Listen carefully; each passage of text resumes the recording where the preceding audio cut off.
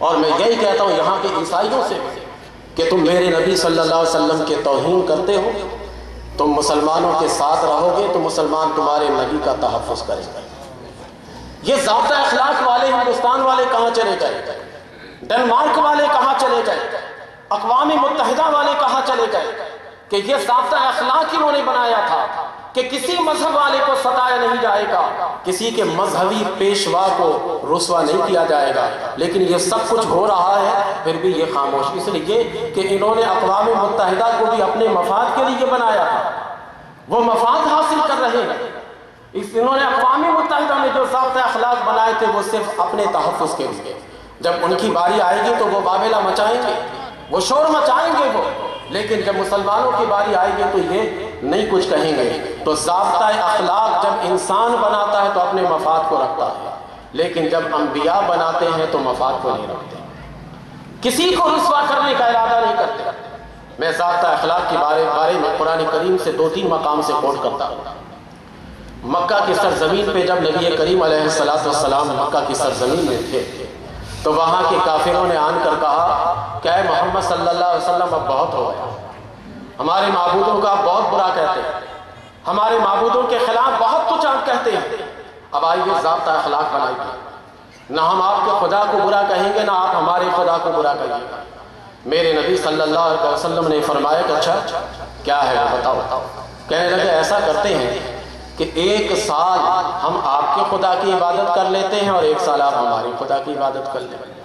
یہ انسان ضابطہ اخلاق بنانے جاتا ہے، جب انسان ضابطہ اخلاق بنانے جاتا ہے تو ایسے ہی کرتا ہے، اپنے مفاد کو پیش نظر رکھتا ہے۔ نبی کریم علیہ السلام ابھی خاموش تھے کہ اللہ تعالیٰ نے قرآن پاک میں آیت نازل فرمائی، قل یا ایھا الکافرون لا اعبد ما تعبدون، محبوب آپ ان کافروں سے کہہ دیجئے کہ میں اس کی عبادت ہرگز نہیں کر سکتا جس کی تم کرتے ہو، اور تم جو یہ ضابطہ اخلاق بنانا چاہتے ہو کہ مکہ کی سرزمین پر ایک ضابطہ اخلاق بنا لیں کہ جس سے ہم دونوں مل کر رہیں، نہ ہم آپ کے معبود کو برا کہیں گے نہ آپ ہمارے معبود کو برا کہیں گے۔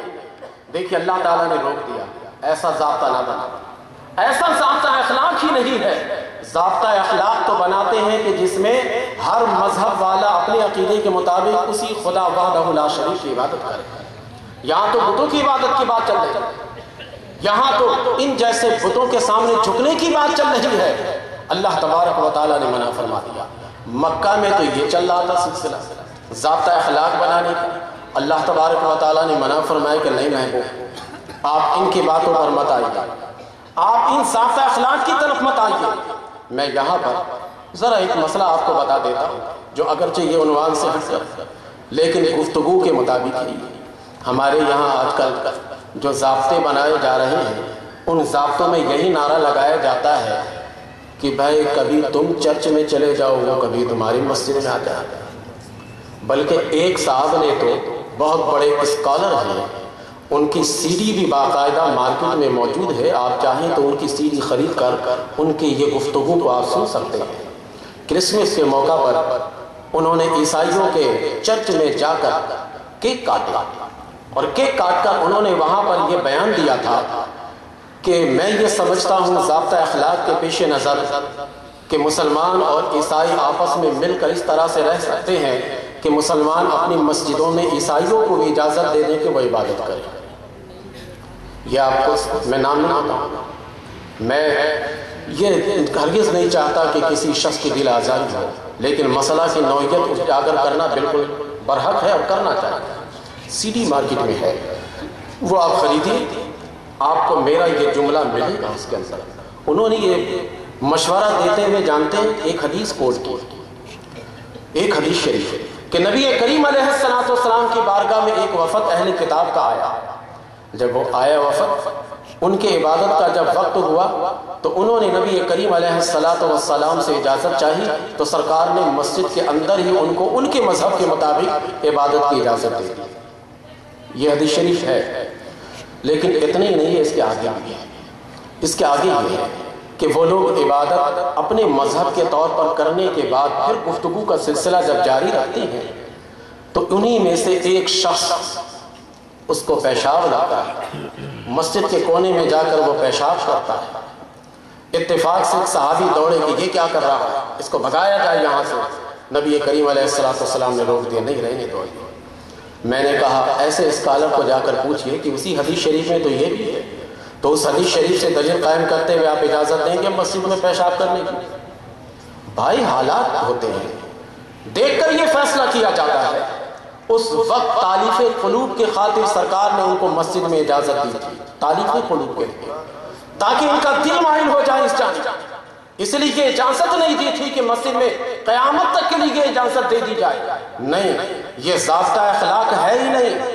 ضابطہ اخلاق یہ ہے کہ ہم اپنے طور پر اپنے مذہب کے مطابق اپنی جگہ عبادت کریں، تم اپنے طور پر اپنی جگہ پر جا کر عبادت کرو، بس ایک ایسا راستہ نکالو جس میں ہم آپس میں لڑائی نہ کریں۔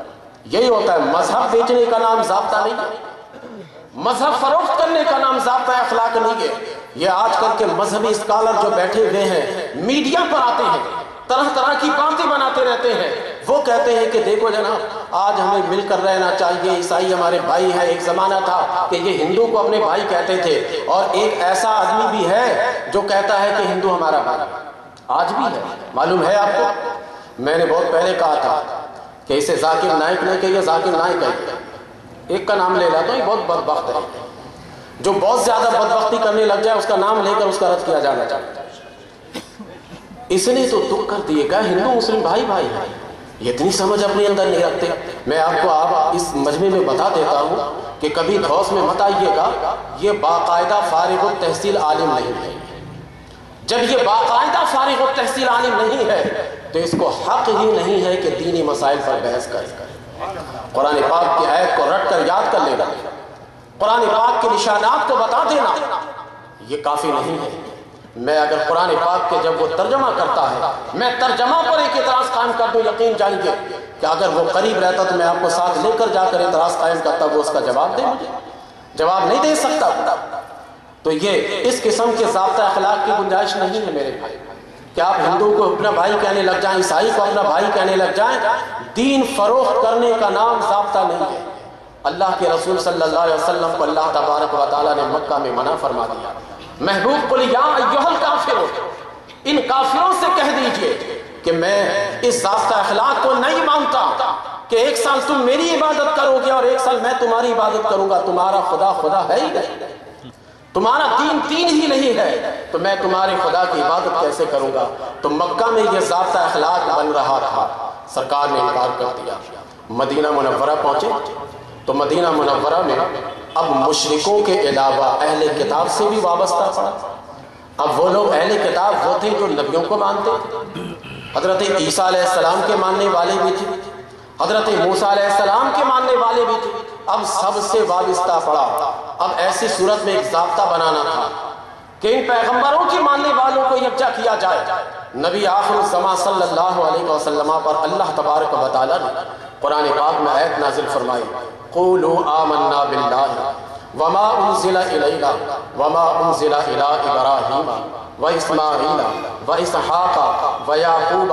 یہ پوری آیت پڑھتے چلے جائیے، سارے نبیوں کا ذکر کیا گیا کہ کہہ دیجیے کہ ہم ایمان لائیں جو ہم پر نازل کیا گیا اور جو حضرت ابراہیم علیہ السلام پر اتارا گیا، جو حضرت اسماعیل علیہ السلام پر اتارا گیا، جو حضرت اسحاق علیہ السلام پر اتارا گیا، وما اوتی موسیٰ وما اوتی عیسیٰ، جو عیسیٰ علیہ السلام پر اتارا گیا، جو موسیٰ علیہ السلام پر اتارا گیا، ان سب پر ہم ایمان لائیں۔ یہ سب نبیوں کی تعریف کرنے کے بعد اب قرآن کہتا ہے، ضابطہ بنا رہا ہے، لا نفرق بین احد منہم۔